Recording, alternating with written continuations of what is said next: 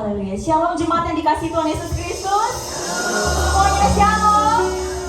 Haleluya. Seberapa banyak kita di tempat ini yang percaya bahwa Tuhan kita adalah Yesus yang dahsyat. Boleh lambaikan tanganmu. Haleluya. Sama-sama kita berikan kemuliaan yang terbaik bagi Tuhan kita Yesus Kristus. Haleluya. Haleluya.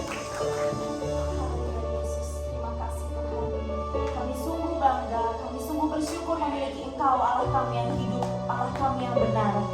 Kami boleh ada sampai hari ini Tuhan. Itu semua hanya karena anugerah-Mu Bapa. Terima kasih banyak Tuhan Yesus untuk besar anugerah-Mu yang melimpah-limpah dalam setiap kami Bapa. Kami saat ini Tuhan mau masuk ke dalam hadirat-Mu. Kami mau menikmati Engkau Tuhan Yesus di dalam hadirat-Mu yang kudus. Kuduskan dan layakkanlah setiap kami Bapa, untuk kami boleh layak menyembah Engkau Allah kami yang maha hidup. Haleluya Yesus. Hari ini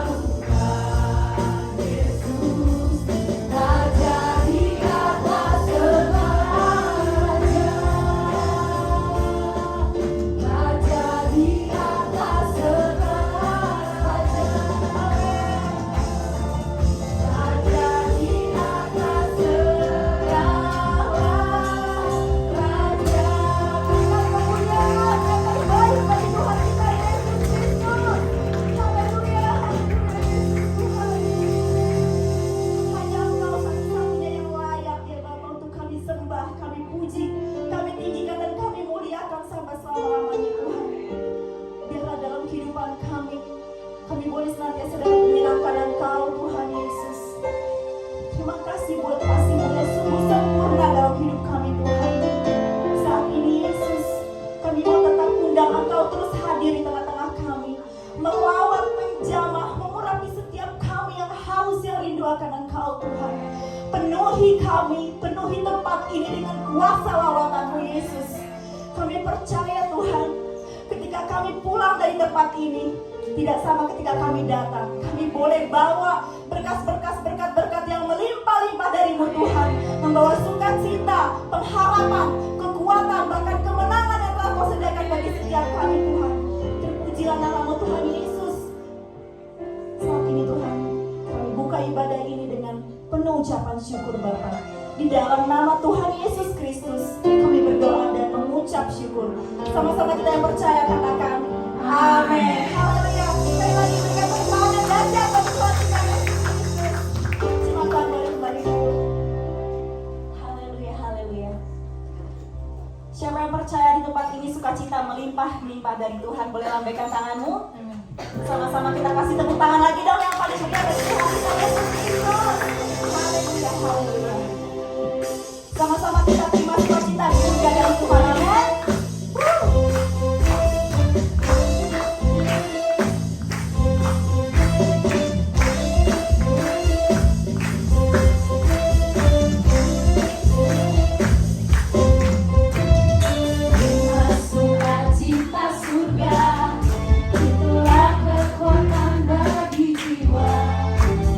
Dapat rasakan kasih-Nya dengan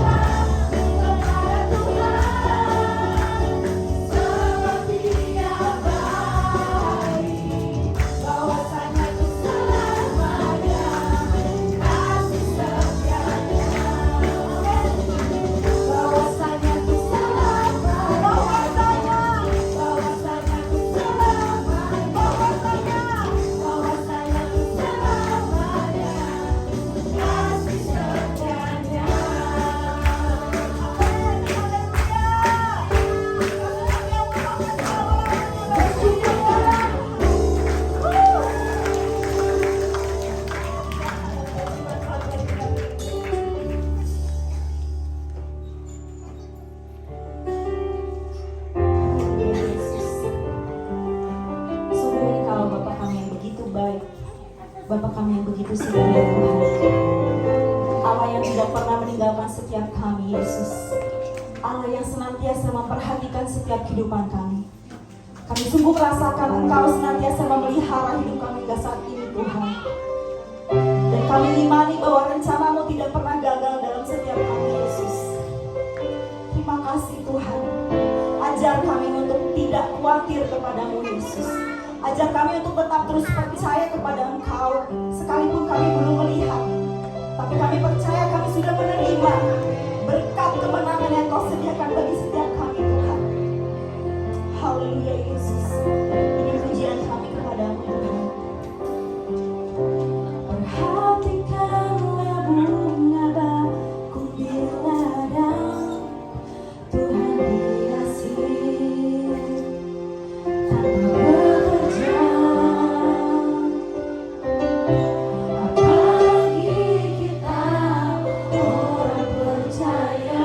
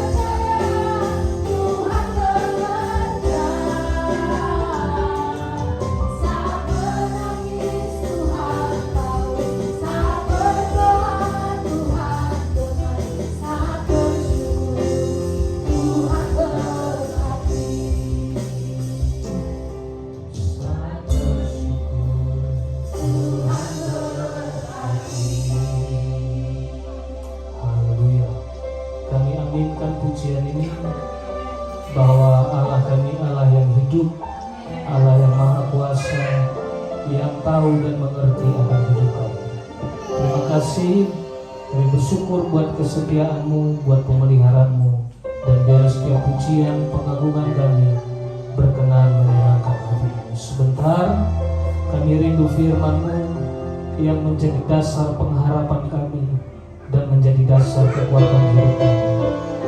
Roh Kudus tolong kami untuk bisa mengerti, terlebih kami bisa mengalami firman-Mu yang hidup.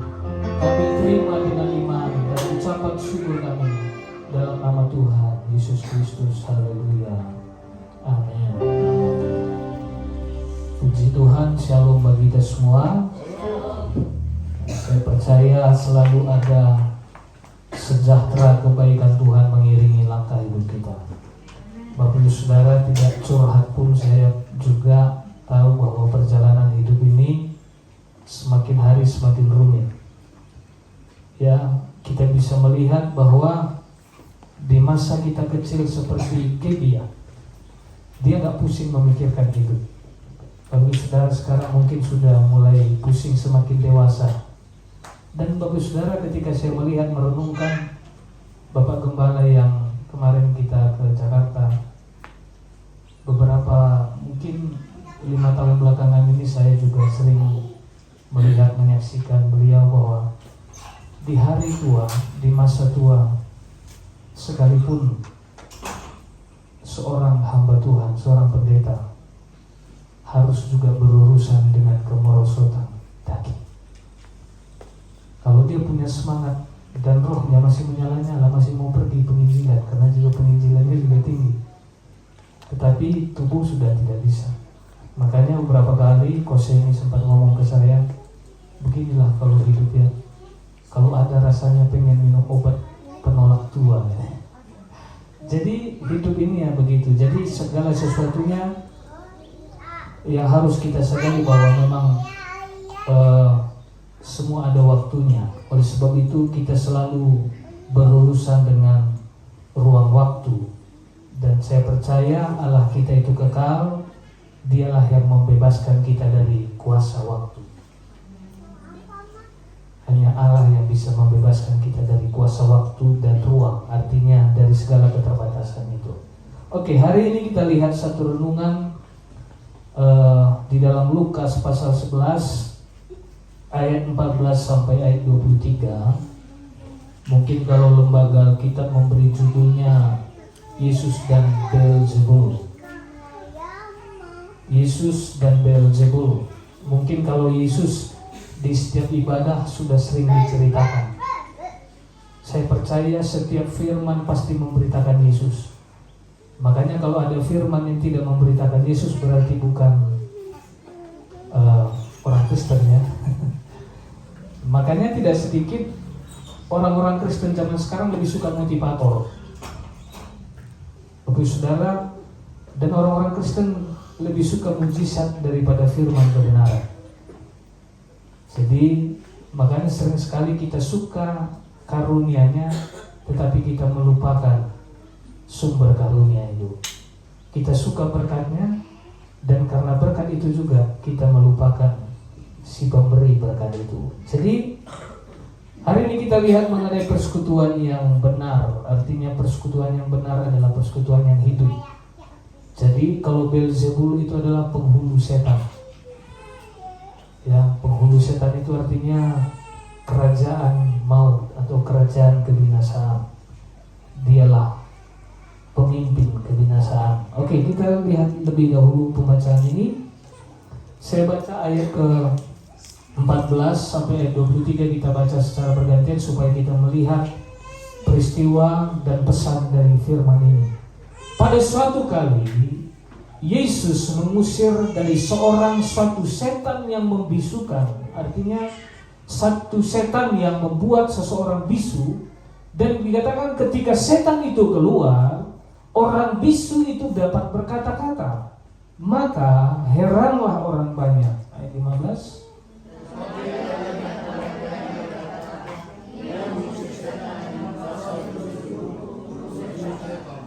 Ada pula yang meminta suatu tanda dari sorga kepadanya untuk mencobai dia.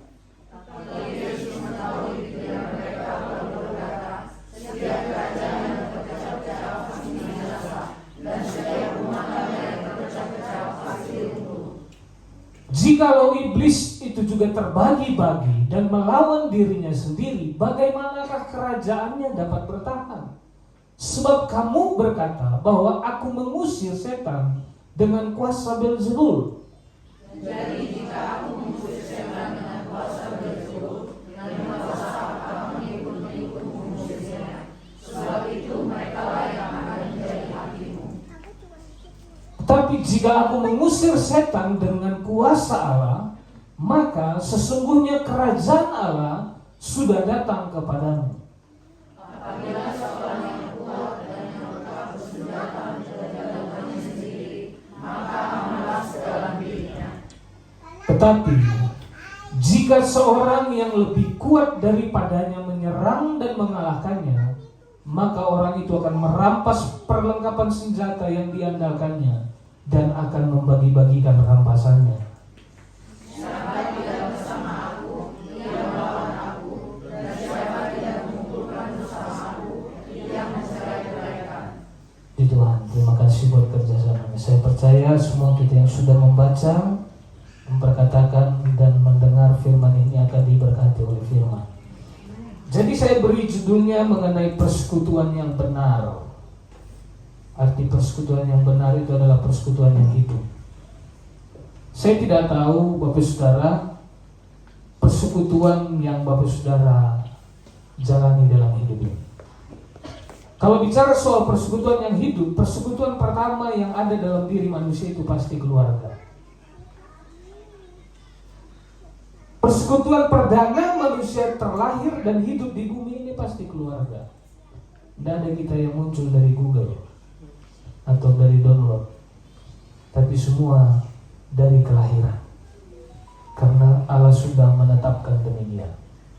Jadi ada persekutuan yang benar. Arti persekutuan yang benar itu adalah hubungan yang sehat, hubungan yang mendewasakan.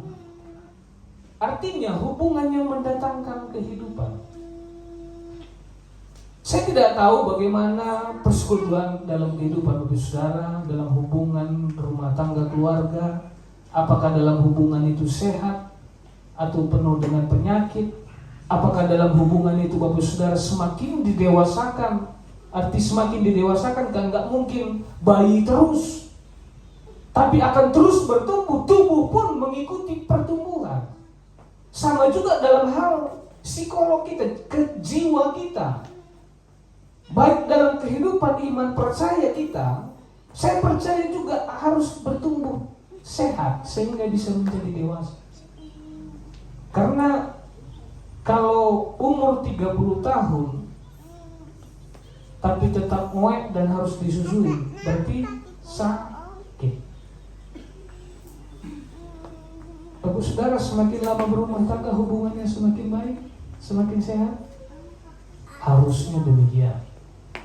Semakin Bapak Saudara ada di dalamnya, semakin Bapak Saudara mengenal dan mengambil peran lebih baik lagi. Jadi persekutuan yang benar adalah hubungan yang sehat dan mendewasakan. Tetapi dikatakan bahwa ada juga rupanya persekutuan yang buruk. Dari pembacaan tadi kita lihat bahwa ada dua bentuk kerajaan. Ada dua bentuk persekutuan. Yang pertama tadi ada persekutuan, artinya di dalam Allah. Kita tahu ya, persekutuan di dalam Allah. Dosa sudah membuat kita terpisah dengan Allah, tapi pengorbanan Kristus di kayu salib memulihkan persekutuan kita dengan Allah. Darahnya memperdamaikan kita dengan Allah. Karena hutang dosa harus dibayar. Dan siapa yang bisa membayar hutang dosa? Tidak mungkin pendosa. Jadi Bapak Saudara nggak usah menunjuk orang lain pendosa, karena semua kita ini adalah pendosa yang ditebus. Tidak ada yang bisa kita, jangankan menebus orang lain, menebus diri sendiri pun tidak bisa. Jadi jangan remehkan hidup orang lain kalau kau pun busuk. Tidak ada di antara kita ini yang bisa meremehkan orang lain. Artinya kita tahu betul bahwa kita pun ditebus, dosa kita ditebus oleh satu pribadi yang tidak mengenal dosa, dijadikan dosa, supaya kita, dia dijadikan berdosa, dia jadikan dosa, supaya kita bisa bebas dari kuasa dosa dan kuasa maut. Ada hubungan juga, ada persekutuan yang buruk. Ya kalau bicara soal persekutuan yang buruk ya mungkin kita tahu lah ya, artinya hubungan yang tidak sehat. Hubungan yang tidak sehat itu berarti mendatangkan penyakit. Bahkan juga mungkin disebut, yang sering disebut hubungan toksik. Kalau zaman-zaman milenial ya, toksik katanya. Punya hubungan, tapi dia di dalam hubungan itu penuh dengan penderitaan. Dia tidak menikmati kebahagiaan. Saya percaya kita akan hubungan kita semua dipulihkan karena kita bersekutu dengan Allah, sumber kasih dan damai sejahtera itu. Ada 3 pesan yang mau saya bagikan hari ini mengenai persekutuan tadi. Tolong tampilkan ke ayat 14 tadi. Tapi sebelum kita lihat pembacaan ini, tolong tampilkan dulu, saya teringat Yohanes 10 ayat 10, supaya kita melihat ada 2 bentuk, ada 2 persekutuan dalam kehidupan ini. Kita lihat, yang pertama dikatakan pencuri datang hanya untuk mencuri dan membunuh dan membinasakan. Inilah Beelzebul. Tadi disebut kalau lembaga kitab Indonesia berkata Yesus dan Beelzebul. Beelzebul itu adalah pencuri atau kuasa jahat, kuasa kegelapan, kerajaan kegelapan. Itu adalah dikatakan pencuri datang hanya untuk mencuri, bukan hanya mencuri tetapi juga membunuh, dan bukan hanya kematian daging yang diharapkan iblis, bukan hanya kematian tubuh jasmani saja, dan dikatakan juga kebinasaan. Maut itu artinya kebinasaan. Maut itu bukan hanya soal bicara kematian daging. Kalau bicara soal kematian daging, orang Kristen pun mati dagingnya. Semua kita, tubuh ini akan dirobohkan. Tubuh ini akan binasa, tidak mendapat bagian dalam kerajaan Allah. Makanya tubuh kita yang fana ini akan diganti dengan tubuh kemuliaan yang tidak lagi dicemari oleh dosa. Karena dosa itulah yang membawa kebinasaan, maut. Tubuh itu akan, tapi iblis bukan hanya kematian atau kebinasaan daging, tapi dia juga ingin supaya kebinasaan kekal itu Bapak Ibu Saudara alami dalam hidup. Bahkan dikatakan bahwa arti kebinasaan kekal itu itulah yang sering kita dengar, neraka. Iblis tidak mungkin senang kita memperoleh hidup kekal di dalam Yesus. Makanya jangan berpikir ketika kita percaya Yesus hidup makin gampang. Karena orang di luar Yesus, iblis nggak perlu motorin tangan. Tapi semua orang yang di dalam Yesus, benar, iblis dengan kerajaannya akan selalu berperang untuk bisa merobohkan iman kita. Tapi saya mau katakan, selagi bersama Tuhan nggak perlu takut. Tapi masalahnya kita ini kan gampang teralih. Iblis datang dengan iming-imingnya seperti Yesus ketika dicobai di padang gurun. Jangankan dikasih lihat semua harta dunia, kemegahan dan kekayaannya, perut lapar aja gitu udah menggerutu. Jadi iblis akan mengupayakan segala cara untuk mengalihkan hidup kita kepada kebinasaan, untuk keluar daripada kehidupan. Makanya 2 kerajaan ini akan selalu menjadi 2 hal yang harus kita jalani dalam hidup ini. Artinya kerajaan Allah dan kerajaan kebinasaan.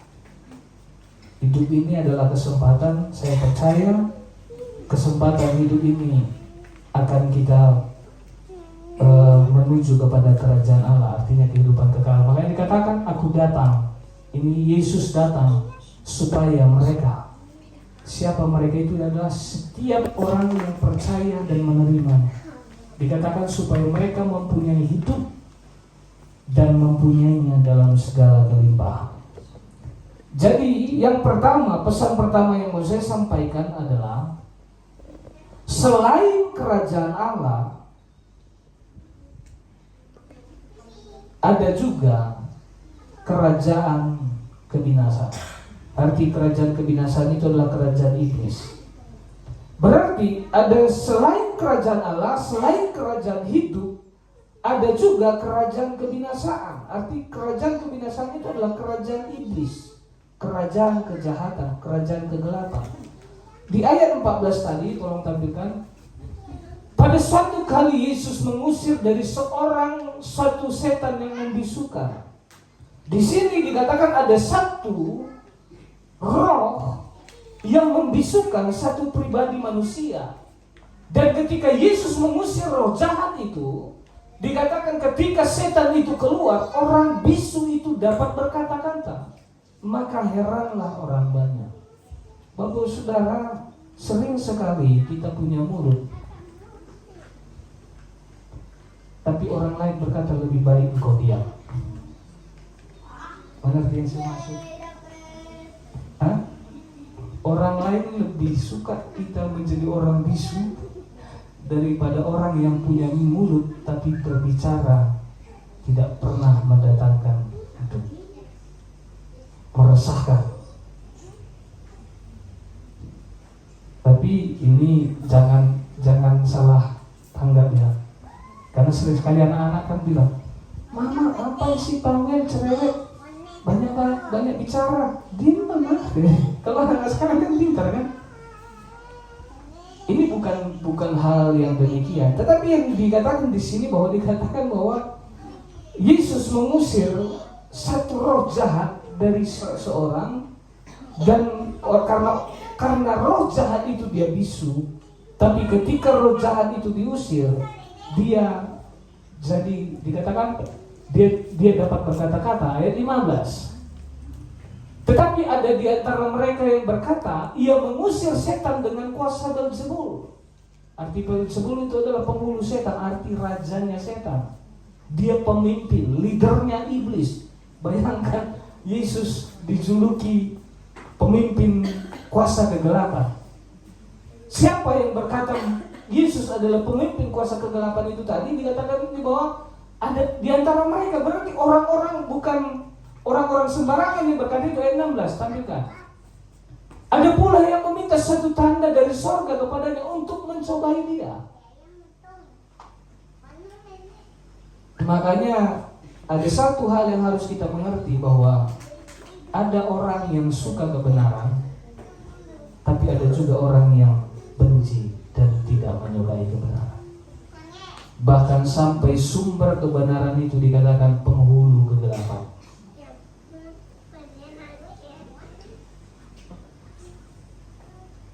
Makanya satu hal yang saya perhatikan, sering sekali Tuhan pun salah ketika kebenaran diri kita yang muncul. Pernah Bapak Saudara menyalahkan Tuhan? Bapak Saudara akan berani menyalahkan Tuhan ketika kebenaran dirimu muncul.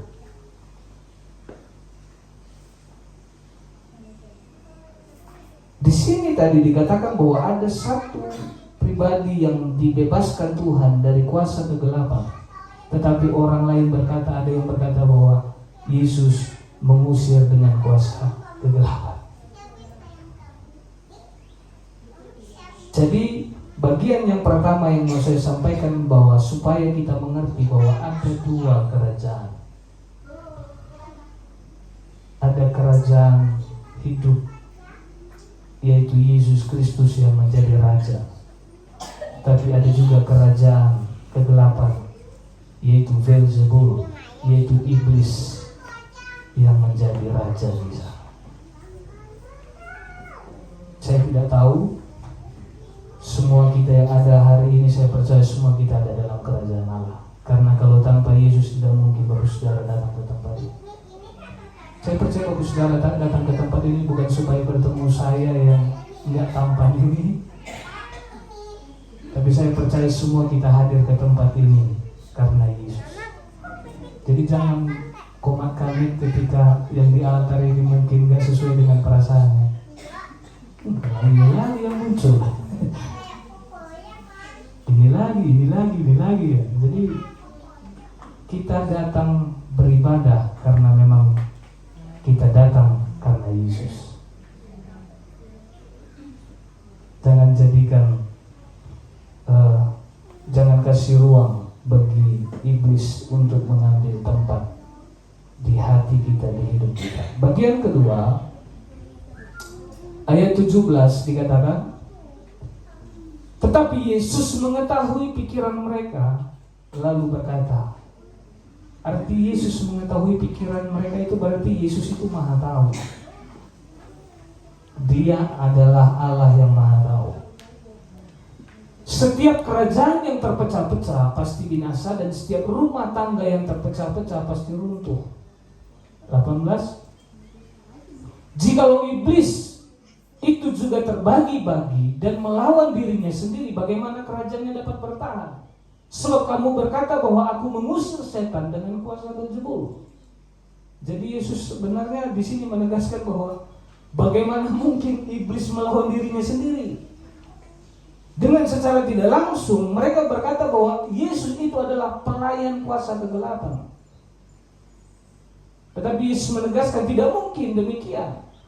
Jadi jika aku mengusir setan dengan kuasa Beelzebul, dengan kuasa apakah pengikut-pengikutmu mengusirnya? Sebab itu mereka lah yang akan menjadi hakimmu. Tetapi jika aku mengusir setan dengan kuasa Allah, maka sesungguhnya kerajaan Allah sudah datang kepadamu. Terus sampai ayat 22. Apabila seorang yang kuat, yang lengkap bersenjata menjaga rumahnya sendiri, maka amanlah segala miliknya. Ayat 22. Tetapi jika seorang yang lebih kuat daripadanya menyerang dan mengalahkannya, maka orang itu akan merampas perlengkapan senjata yang diandalkannya dan akan membagi-bagikan rampasannya. Jadi bagian yang kedua yang mau saya sampaikan bahwa Yesus Kristus adalah Allah, artinya dialah Raja atas kerajaan hidup, kerajaan kekal itu. Dia maha tahu dan sumber kuasa dan sumber hikmat dan pengertian.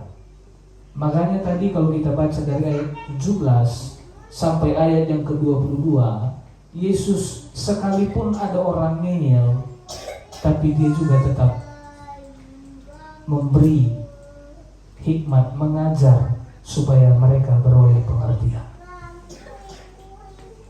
Paling susah ngajar orang yang ngeyel, paling susah. Saya percaya kalau Bapak Ibu Saudara mendidik anak yang ngeyel, emosi enggak? Emosi ya. Si Josh bilang sering ngeyel di rumah Josh ini. Tapi saya percaya orang tua akan selalu mendidik dengan penuh kasih sayang ya. Sekalipun anak ngeyel kan terus dididik supaya beroleh pengertian. Di sini tadi dikatakan bahwa Yesus Kristus adalah Allah. Kenapa dia Allah? Karena dia maha tahu. Saya mau katakan iblis, kerajaan penghulu setan, itu bukan maha tahu. Dia bukan maha tahu dan dia bukan maha hadir. Dia bukan maha. Yang maha itu hanya Allah saja. Makanya kalau iblis itu dia, tapi saya mengatakan iblis itu, tapi dia bukan orang bodoh. Iblis itu juga adalah, makanya dalam, kalau Bapak Saudara pernah dengar podcastnya Mongol, ada di istilah dikatakan Lord Knowledge. Apa arti knowledge? Pengetahuan. Artinya Tuhan pengetahuan. Ilmu sains, ilmu pengetahuan. Makanya semakin tingginya, canggihnya ilmu pengetahuan, makanya tidak percaya akan adanya Allah. Yang makanya mungkin di bagian Eropa kita sering dengar ada istilah ateis. Ateis itu bukan orang bodoh. Ateis itu adalah orang intelek yang punya intelek tinggi, tapi tidak ada iman. Makanya orang berpengetahuan belum tentu orang beriman.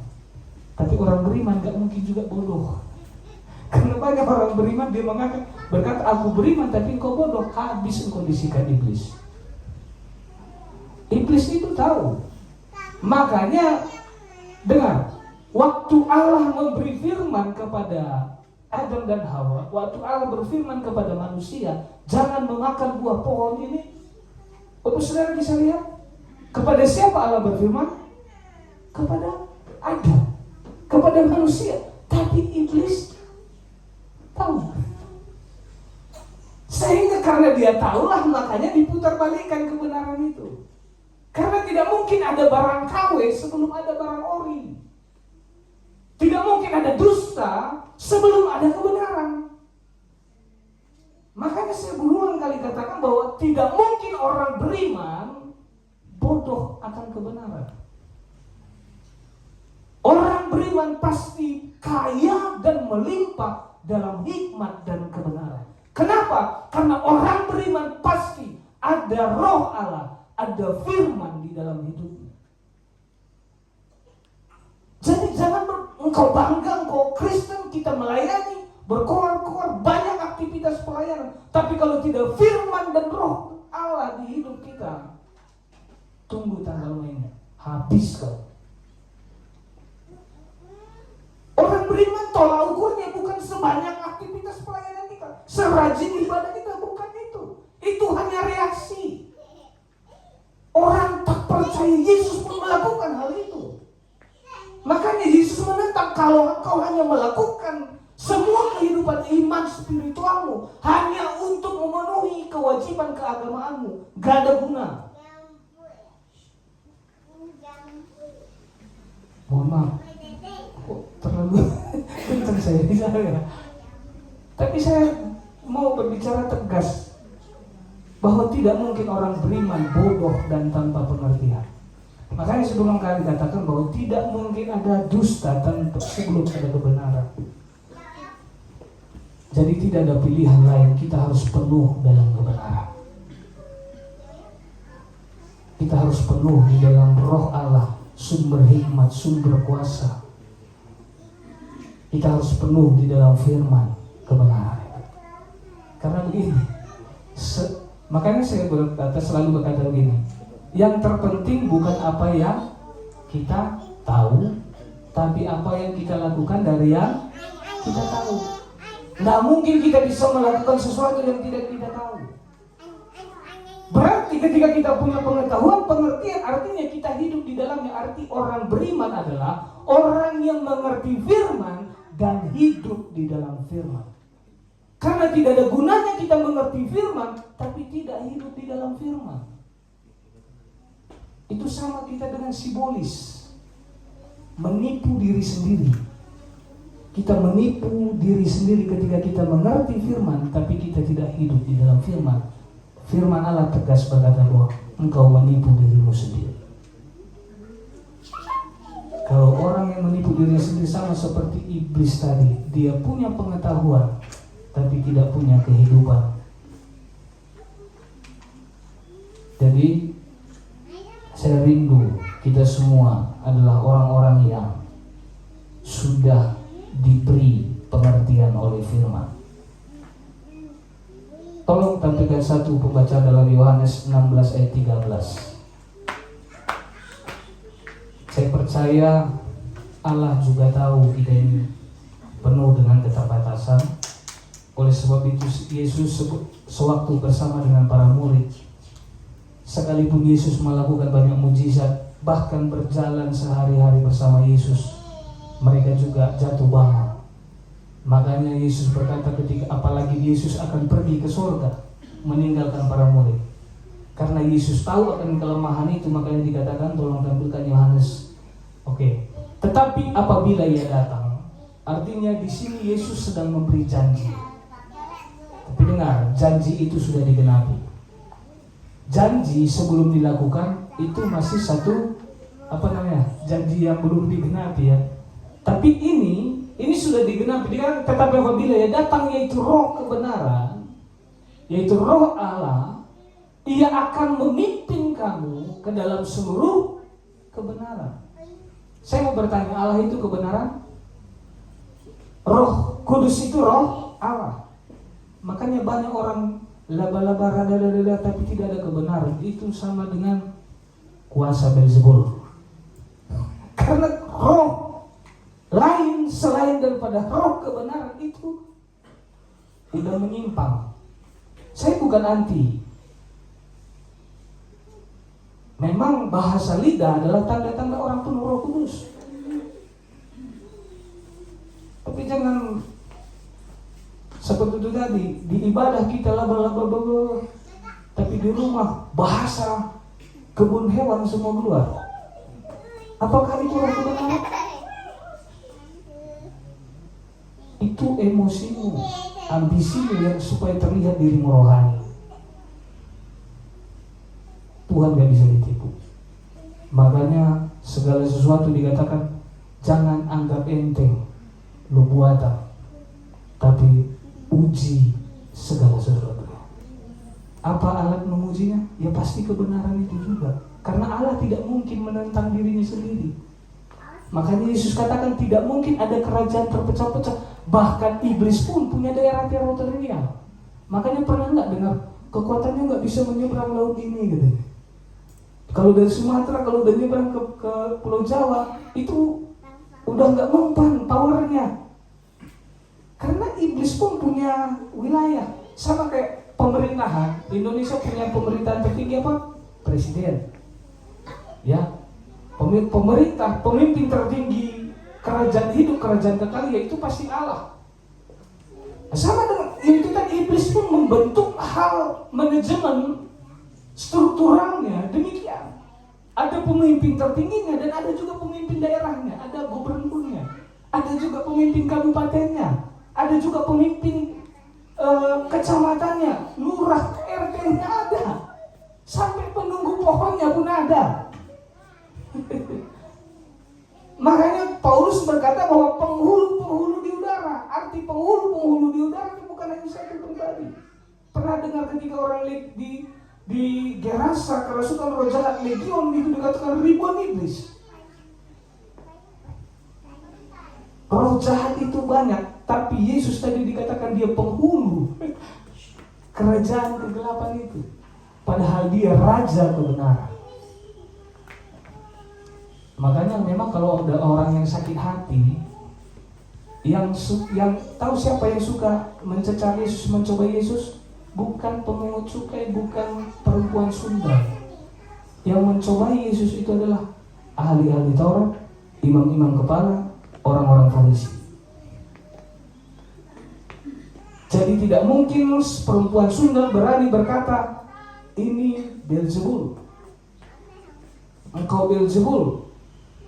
Tapi yang mencobai Yesus ketiga kelompok ini, imam-imam kepala, ahli-ahli Taurat, dan orang-orang Farisi. Semua ini ahli kitab suci. Tapi ahli kitab suci berkata sumber kebenaran itu adalah penghulu kegelapan. Kenapa? Nanti semua akan dibukakan oleh sumber kebenaran. Makanya selagi bukan Allah menjadi tujuan kita, menjadi sumber kehidupan kita, gampang sekali kita terpeleset. Dengar, kalau ahli kitab suci pun terpeleset, apalagi main selancar lagi tadi lumpur dosa itu kan. Jadi makanya saya katakan benar, bukan yang kita yang terpenting bukan apa yang kita tahu, tapi apa yang kita lakukan dari yang kita tahu. Tapi kalau engkau tidak tahu apa-apa, iblis pun gak mau buang-buang tenaga, karena engkau juga akan bergurau. Makanya semakin kita gigih dalam kebenaran, iblis juga akan semakin gigih untuk menjatuhkan kita. Tapi dengar, tadi sudah dijelaskan bahwa tidak ada yang lebih kuat, tidak ada yang lebih punya kuasa selain daripada Allah Maha Kuasa. Karena setiap kekuatan berkata di atas langit masih ada langit. Iblis pun meyakini bahwa di atas ada penghulunya, ada pemimpin wilayah, daerah, sampai pemimpin pusat. Tapi dengar, makanya kemanapun saya pergi, model badan kecil begini, diludahin orang pun hanyut. Tapi karena saya membawa nama Yesus, dukun seperti apapun sudah saya coba untuk mengginjil. Kenapa? Bukan saya yang saya beritakan. Kalau saya beritakan, tidak ada guna, nggak ada powernya. Tapi Yesus yang diberitakan itu adalah Raja Maha Kuasa. Tidak ada kuasa yang lebih, bahkan segala kuasa tunduk di dalam nama itu. Bapak Saudara, makanya kalau dengar, kenapa sering sekali kita lemah dalam menjalani hidup ini? Karena yang kita bawa adalah nama diri kita. Makanya apapun yang kita kerjakan, apapun yang kita rencanakan, apapun yang kita impikan, apapun yang kita imani, dalam nama Tuhan Yesus. Nama itu akan membuatmu mampu melakukan hal yang tidak dapat engkau lakukan. Nama itu akan membawa kita mencapai satu tempat, satu titik yang tidak bisa kita capai.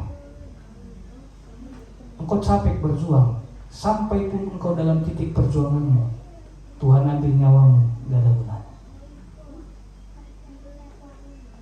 Tapi selagi engkau berjalan bersama dengan Tuhan, percaya semakin engkau terkagum-kagum akan Dia. Nama itu bisa meninggalkan. Yesus itu maha kuasa. Makanya saya nggak tahu sedang kelemahan apa yang sedang kita jalani. Kadang perjuangan ini kan bukan hanya di luar ya, di dalam ini lebih rumit. Apa di dalam? Batin, emosi, perasaan, pikiran, beban, sakit hati, kebencian. Dan biasanya orang yang ada sedang mengalami kebencian akan menabur kebencian. Itu otomatis. Tapi orang yang mengalami kasih akan membagikan kasih juga dalam hidup. Karena engkau tidak mungkin membagikan apa yang tidak engkau punya. Engkau hanya akan dapat membagikan apa yang engkau punya. Tidak mungkin kau bisa membagikan kasih kalau kebencian yang ada pada dirimu. Tidak mungkin kau membagikan kasih pada keturunanmu kalau kebencian yang ada dalam dirimu. Karena kau tidak dapat memberi sesuatu yang tidak engkau punya. Tapi kita dapat memberi apa yang kita punya. Kalau engkau punya Yesus, engkau punya segalanya untuk bisa engkau bagikan keturunan. Makanya sebelum engkau katakan apa yang dapat saya bagikan, tidak ada. Tapi saya bisa membagikan Yesus, dan itulah yang menjadi berita yang selalu saya usahakan untuk diberitakan. Yang terakhir, saya mau tentang musik.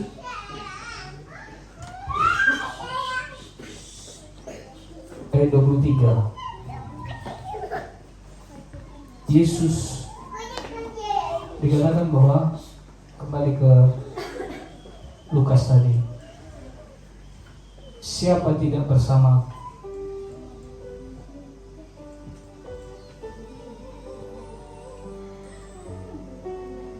dia melawan aku. Siapa tidak mengumpulkan bersama aku, dia mencerai-beraikan.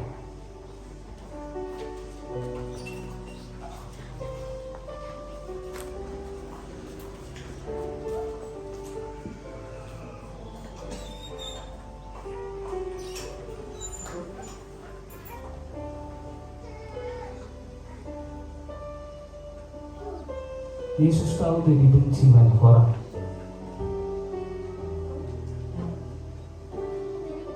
Makanya aku selalu kagum kepada Yesus. Dia dikhianati, dia dibenci.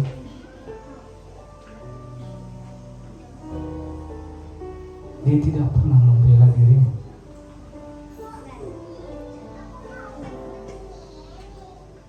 Yesus Kristus Tuhan adalah kasih. Dia pendamai. Dia yang memperdamaikan. Dia yang mempersatukan. Dia yang mempersekutukan Allah dengan manusia. Manusia tidak dapat bersekutu lagi dengan Allah. Makanya Allah lah yang merendahkan dirinya supaya Allah bisa bersekutu dengan manusia.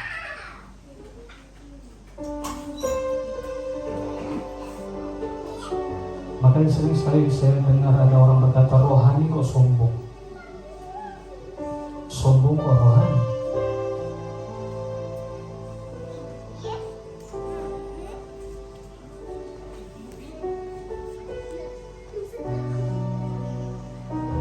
Artinya di luar Yesus itu adalah konflik. Saya tidak tahu roh perpecahan itu juga bekerja. Di dalam gereja, saya juga ada dalam gereja. Dalam pelayanan, saya juga ada dalam pelayanan. Roh perpecahan itu juga bekerja. Yesus tegas berkata bahwa siapa tidak bersama, dia melawan. Saya tidak tahu Bapak Saudara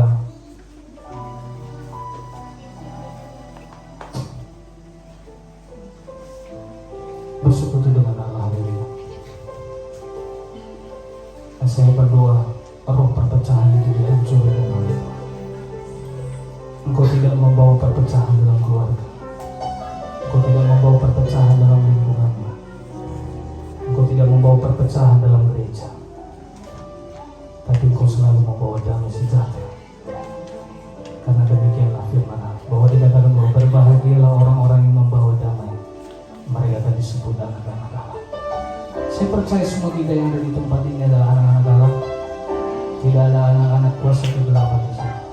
Semua kita adalah anak-anak Allah yang selalu membawa damai dan sukacita. Sehingga kita bangkit berdiri, kita ke satu lagu, Inilah Rindu Tuhan.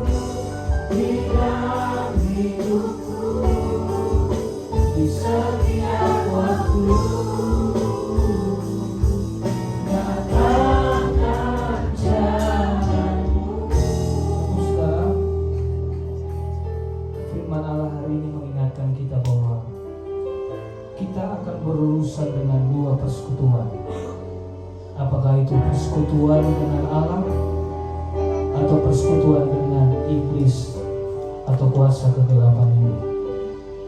Tapi saya percaya di mana Allah ada, di mana kuasa Allah hadir, di sana ada kebebasan. Saya tidak tahu apa yang membuatmu sampai terdiam. Saya juga tidak tahu apa yang membuatmu sampai engkau bisu dan tidak bisa berkata apa-apa.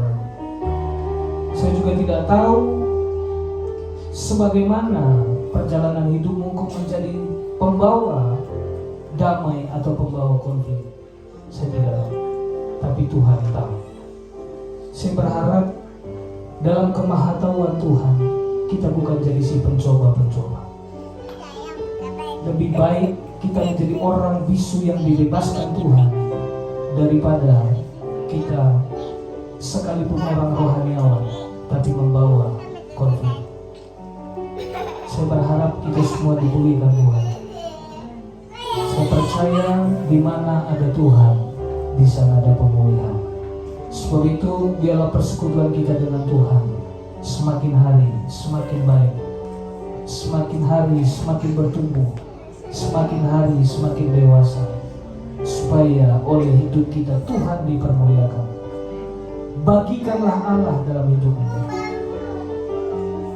Saya berulang kali katakan, engkau tidak bisa memberi apa yang tidak engkau punya.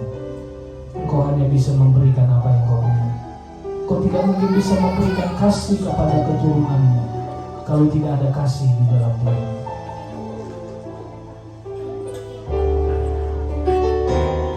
Saya percaya Tuhan menolong kita semua, Tuhan melimpahi kita semua, sehingga banyak kebenaran yang kita bisa bagikan kepada keturunan kita dan kepada siapa saja.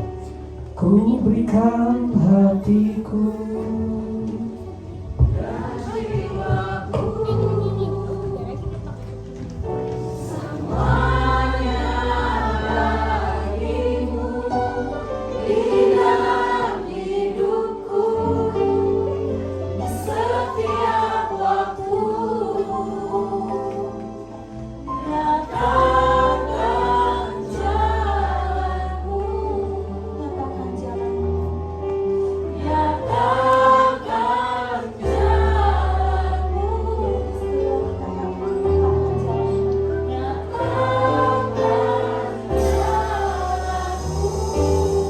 Tepuk tangan yang paling meriah. Terima kasih Roh Kudus. Kau begitu baik Tuhan. Kami bersyukur Bapa untuk firman yang telah Kau sampaikan melalui hamba-Mu Yesus. Firman-Mu kembali menegur, kembali mengingatkan setiap kami Tuhan, untuk kami boleh menjadi anak-anak-Mu yang menjadi pembawa damai dimanapun kami berada Yesus. Ajari setiap kami untuk selalu taat, tunduk akan kebenaran firman-Mu Yesus.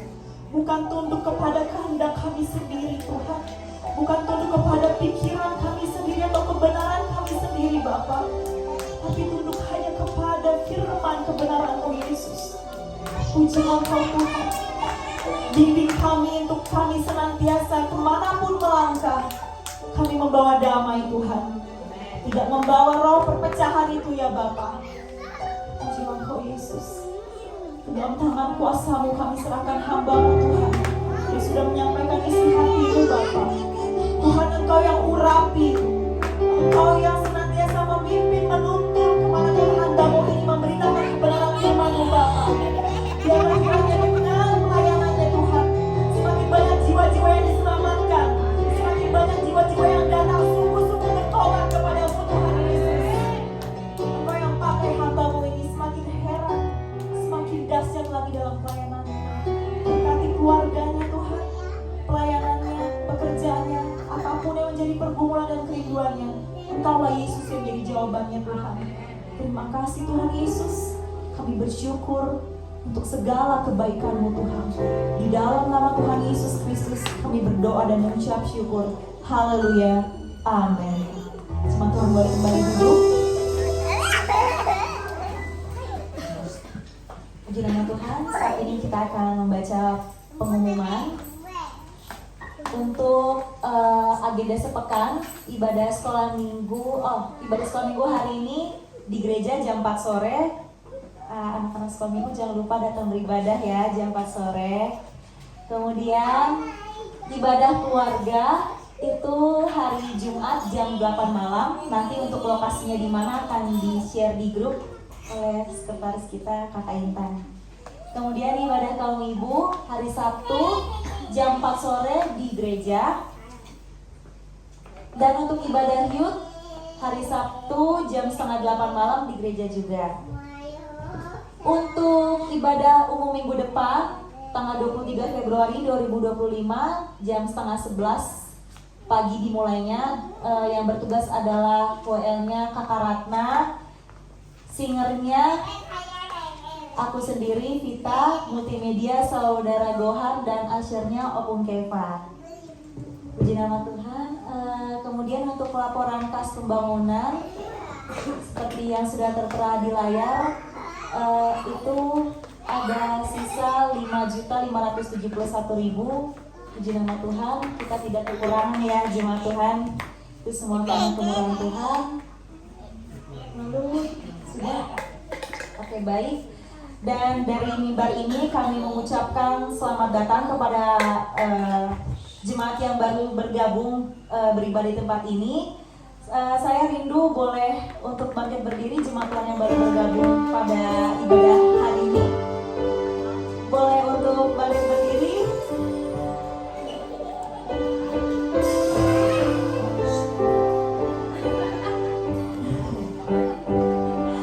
Iya, kita boleh sama-sama kasih tepuk tangan, ucapkan selamat datang dan boleh untuk memberikan jabat tangan kepada jemaat kita yang baru bergabung beribadah di tempat ini. Boleh memperkenalkan diri dengan ibu siapa dan tinggalnya di mana?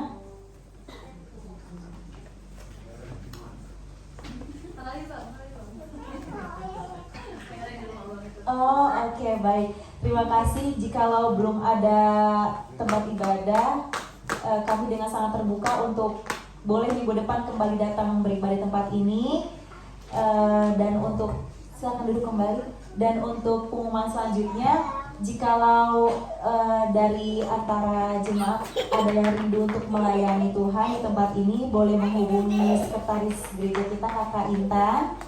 Dan bagi jemaat, apabila ada yang belum mengisi form data untuk jemaat di tempat ini, boleh menghubungi Kakak Intan juga untuk mengisi data pribadinya. Demikian untuk pengumumannya. Terima kasih, Tuhan Yesus memberkati, dan saya serahkan kepada Bapak Gembala.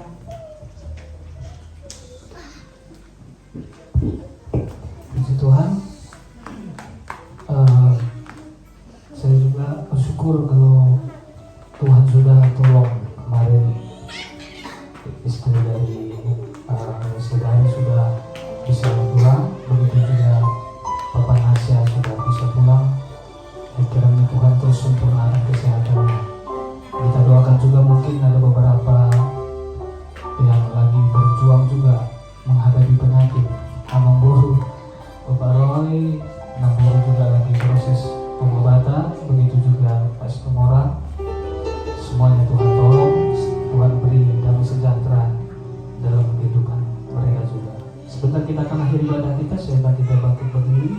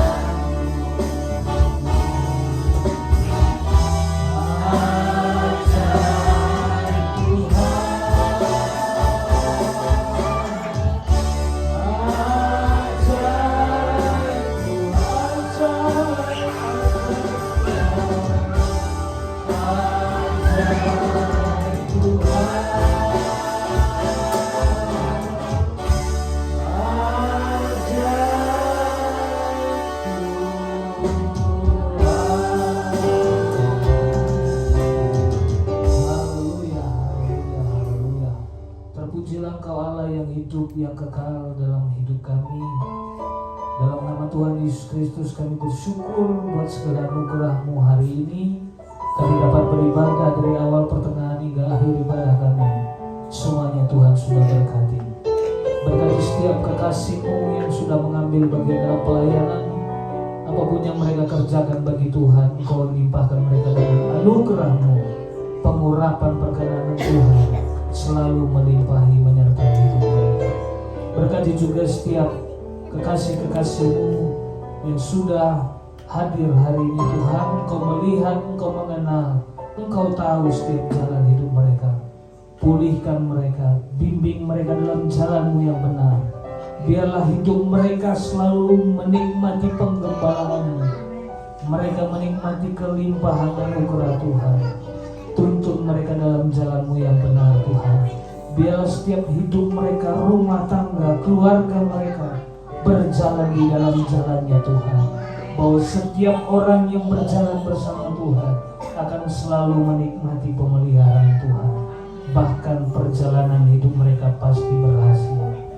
Oleh sebab itu Tuhan, tolong mereka senantiasa Engkau hadir dalam masa sukar mereka. Engkau juga hadir dalam masa keberkatan mereka. Tanpa terkecuali di setiap musim kehidupan mereka, Engkau setia, Engkau ada, Engkau menemani dan menjadi sahabat, menjadi pribadi yang setia dalam hidup mereka. Berkati setiap rekan-rekan kami yang sedang sakit, Tuhan jamah pulihkan, sembuhkan mereka. Kami percaya kuasa bilur-bilur-Mu, kuasa kesembuhan hadir melawat mereka, sembuhkan, pulihkan mereka. Bila setiap seluruh umat-umat-Mu, pribadi, keluarga mereka, tubuh, jiwa, roh mereka kuat dan sehat di hadapan. Pulihkan semuanya, dipermuliakanlah Tuhan di dalam semuanya. Kami juga berdoa ya Tuhan, buat